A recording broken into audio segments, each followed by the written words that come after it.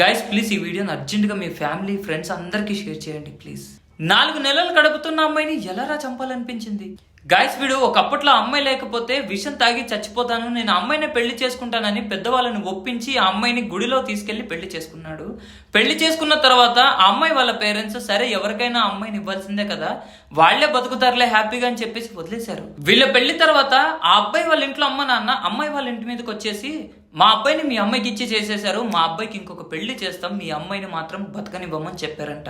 నిజంగా బతకనివ్వరని పాపం అమ్మాయి వాళ్ళ అమ్మ నాన్న ఎక్కడ ఎక్స్పెక్ట్ చేస్తారు? వీళ్ళ పెళ్లి తర్వాత చిన్న చిన్న గొడవలు అవుతూ ఉన్నాయి. ఆ గొడవలు ఏంటో మనకు తెలీదు, కానీ నిజంగా గొడవలు అయితే పెద్దవాళ్లతో మాట్లాడుకోవాలి, లేదంటే పంచాయతీ పెట్టి మళ్ళీ కలవడానికన్నా ట్రై చేయాలి, నచ్చకపోతే విడిపోవాలి, అంతేకాని చంపే రైట్ ఎవడిచ్చాడు? పాపం మా అమ్మాయి లాస్ట్ వీడియో చూస్తే చాలా బాధేసింది. ఆ అమ్మాయి ఏం చెప్పిందంటే, గాయస్ నాకు 4వ నెల రిపోర్ట్స్ వచ్చిన తర్వాత స్కానింగ్ లో ఏమొచ్చిందో మీ అందరితో షేర్ చేసుకుంటానని చాలా హ్యాపీగా చెప్పింది. ఆ హ్యాపీనెస్ ఒక్క రోజు కూడా మిగలకుండా పాపం మా అమ్మాయిని భూమి మీద లేకుండా చేశారు.